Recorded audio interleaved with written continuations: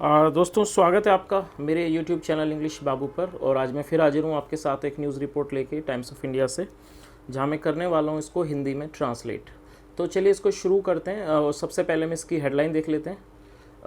15-year-old dies in head on collision of scooter crane. क्या मतलब हुआ?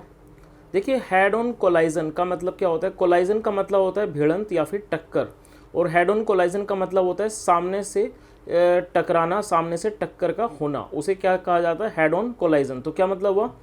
15-year-old डाइज, एक 15 वर्षीय व्यक्ति की मृत्यु हो गई इन हेड ऑन कोलाइजन, मतलब कि सामने की टक्कर में, ऑफ स्कूटर, स्कूटर की क्रेन से। तो दोस्तों ये इसकी हेडलाइन थी। अब मैं इस आर्टिकल को पढ़ना शुरू करता हूँ।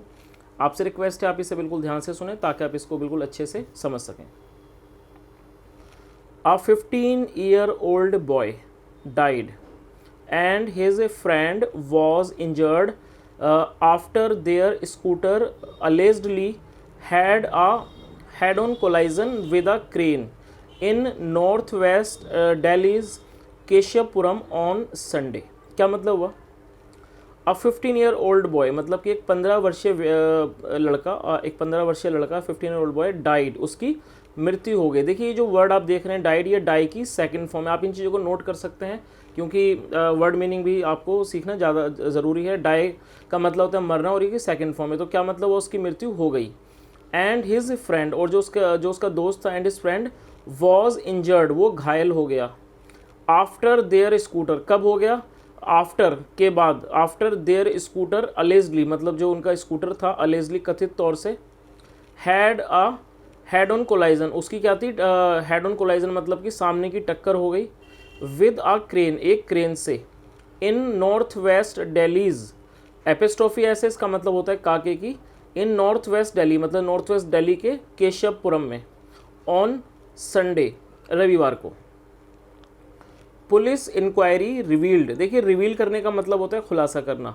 तो जो पुलिस की इंक्वायरी थी, पूछताछ जांच थी, पुलिस इंक्वायरी रिवील्ड, उसने खुलासा किया, दैट की बोथ ऑफ देम का मतलब होता है वे दोनों, वो तो बोथ ऑफ देम मतलब वे दोनों, हैड गॉन, वो गए थे, for a joy ride after dinner, वो क्या कहे थे? Had gone for a joy ride. देखिए जॉय राइड का क्या मतलब होता है कि सैर करना। तो जॉय राइड का मतलब क्या हो? सैर पर गए थे। Had gone for a joy ride after dinner, dinner के बाद। आगे देखिए, the deceased has been identified as Arif, जो डिसीज्ड हैं, डिसीज्ड का मतलब होता है मृतक, जो मृतक हैं उनकी पहचान हुई है, has been identified as Arif, Arif के रूप में, who had recently given his 10th standard exam. देखिए ये जो वर्ड है हु, ये एक रिलेटिव प्रोनाउन है। तो जब हम ऐसा कोई वाक्य बनाना चाहते हैं जहाँ पर हम हिंदी में जिसे, जिन्हें या जो लगाना चाहते हैं, तो वहाँ पर हमें रिलेटिव प्रोनाउन का यूज़ करना होता है। तो हमें यहाँ पर हु लगाना है जो कि एक रिलेटिव प्रोनाउन है। तो क्या मतलब हुआ? Who had recently given his 10th standard exam, मतलब कि जिन्होंने या जिसने रिसेंटली क्या था? हैड रिसेंटली गिवन, उन्होंने दिए थे, क्या दिए थे? हिज 10th स्टैंडर्ड एग्ज़ाम, अपने 10वीं क्लास के एग्ज़ाम को उन्होंने दिया था। हिज फ्रेंड इरफान, जो नाम दिया हुआ है वो हिज फ्रेंड मतलब कि उनके दोस्त इरफान, 18 इज़ स्टिल, देखिए जो वर्ड है स्टिल आप इसे नोट कर लीजिए। स्टिल का मतलब होता है अभी भी, अभी भी और फिर भी। तो इसके दो मतलब होते हैं, अभी भी और फिर भी, आप इसे नोट कर लीजिए। तो क्या मतलब हुआ? हिज फ्रेंड इरफान, जो उनके दोस्त हैं Irfan 18, is still receiving treatment, वो अभी भी क्या है? रिसीव कर रहे हैं, मतलब कि ले रहे हैं। क्या ले रहे हैं? ट्रीटमेंट, मतलब कि इलाज ले रहे हैं। इज़ स्टिल रिसीविंग ट्रीटमेंट मतलब कि उनका उपचार चल रहा है। Both were residents of Inderlok, जो बोथ का मतलब होता है दोनों, जो दोनों थे, वर रेजिडेंट्स, वो क्या थे? निवासी थे। Both were residents of Inderlok, वो इंदरलोक के निवासी थे। आगे देखिए, पुलिस सैड, पुलिस ने कहा, they received a PCR call, उन्होंने एक पीसीआर कॉल प्राप्त की, मतलब उन्हें एक पीसीआर कॉल मिली, एट मिडनाइट, एट मिडनाइट का मतलब था आधी रात, at midnight, about the incident मतलब कि घटना के बारे में, ऑन द कैरिज वे पर, टूवर्ड्स इंदरलोक, इंदरलोक की तरफ। Both victims were rushed to the hospital, victims का मतलब होता है, विक्टिम का मतलब पीड़ित होता है, ये प्लूरल है तो विक्टिम्स हो गया। तो क्या मतलब है? बोथ विक्टिम्स मतलब जो दोनों पीड़ित थे, वर रश्ड टू द हॉस्पिटल, उन्हें हॉस्पिटल ले जाया गया। वेयर, जहाँ आरिब वॉज डिक्लेयर्ड डेड। देखिए जब भी वॉज वर के बाद थर्ड फॉर्म का प्रयोग किया जाता है, जैसे आप देख सकते हैं यहाँ पर वॉज के बाद जो डिक्लेयर्ड है ये एक थर्ड फॉर्म है, जो इसकी फर्स्ट फॉर्म होती है वो डिक्लेयर होती है, जिसका मतलब होता है घोषित करना या फिर घोषणा करना, और ये थर्ड फॉर्म है। तो जब भी वॉज वर के बाद थर्ड फॉर्म होगा तो इसका मतलब वो पैसिव वॉइस का टेंस है, और पैसिव वॉइस का पास्ट इंडेफिनिट का सेंटेंस है। तो क्या मतलब हुआ, वेयर, जहाँ आरिब वॉज डिक्लेयर्ड डेड, जो आरिब थे उन्हें क्या किया, घोषित कर दिया गया, वॉज डिक्लेयर्ड उन्हें घोषित कर दिया गया, डेड मृत घोषित कर दिया गया। डेड मतलब मृत, ये एक एडजेक्टिव है, आप इसे नोट कर लीजिए। डेड मतलब मृत मतलब कि मृतक, और ये एक एडजेक्टिव है, उन्हें क्या है, मृत घोषित कर दिया गया। ऑन अराइवल, ऑन अराइवल मतलब आने पर, अराइवल का मतलब होता है आगमन, ये एक नाउन है। एन ऑफिसर सेड, एक अधिकारी ने कहा। आगे देखिए, their friends were in other vehicle.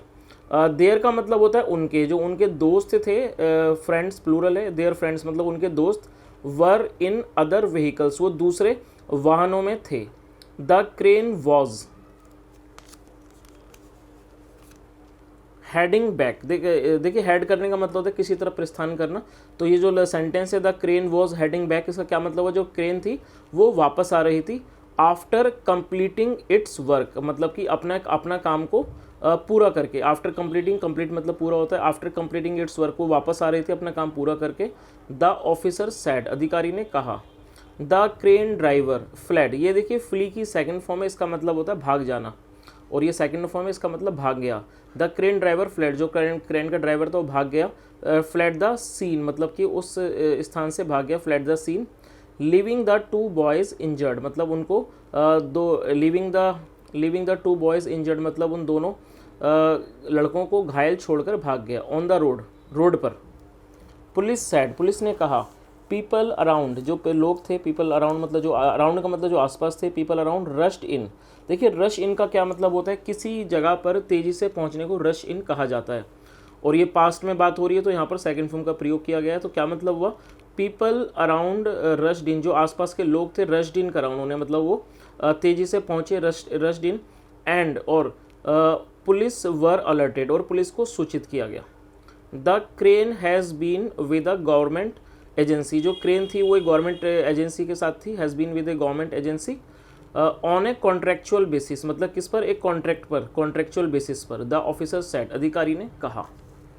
आगे देखिए, deputy commissioner of police north west, जो deputy commissioner of police north west हैं जितेंद्र कुमार मीना, सेड उन्होंने कहा। A case had been registered, एक केस रजिस्टर किया गया था। देखिए हैड बीन और हैव बीन के बाद जब थर्ड फॉर्म होगी वही पैसिव वॉइस का टेंस होता है, और जब हैड होगा तो पास्ट परफेक्ट का टेंस होगा। तो क्या मतलब हुआ, a case had been register, एक केस को रजिस्टर किया गया था अंडर सेक्शन 279, सेक्शन 279 के अंतर्गत, जिस जो होता है रैश ड्राइविंग और riding on a public way, या फिर राइडिंग करना on a public way. 337 causing hurt by an act endangering the life, endanger मतलब खतरे में डालना, इंडेंजरिंग द लाइफ और personal safety of others. And 304 A causing death by negligence, causing death मतलब होता है मृत्यु होना, बाय नेग्लिजेंस मतलब, नेग्लिजेंस का मतलब होता है लापरवाही, ऑफ द आईपीसी के।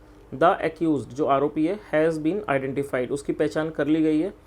And efforts are being made, देखिए आप ये इसे नोट कर सकते हैं, जब आप कोई ऐसा वाक्य बनाना चाहते हैं जो कि प्रेजेंट कॉन्टिन्यूस का हो और प्लस वो पैसिव वॉइस का हो, तो आपको क्या याद रखना है, उसके अंदर जो हमारी हेल्पिंग वर्ब यूज़ होती है वो इज एम आर होगी, और उसके बाद बीइंग लगाना है, फिर थर्ड फॉर्म का प्रयोग किया जाएगा।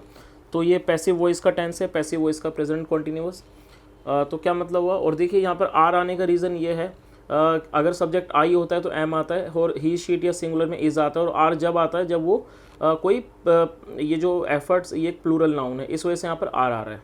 ठीक है, तो ये तीन हेल्पिंग और तीन यहाँ पर ऑप्शंस होते हैं इज एम आर, तो हमें इसमें से हम जो भी यूज़ करेंगे इज एम आर में से वो हम सब्जेक्ट के अकॉर्डिंगली करेंगे। तो यहाँ पर ये प्लूरल है, इस वजह से हमने आर लगाया यहाँ पर। तो क्या मतलब हुआ, एंड एफर्ट्स, तो यहाँ पर ये आर दिया हुआ है प्लूरल होने की वजह से। एफर्ट्स आर बीइंग मेड मतलब कि प्रयास किए जा रहे हैं, टू नैब हिम, नैब मतलब पकड़ना, टू नैब हिम उसे पकड़ने के। पुलिस सैड, पुलिस ने कहा।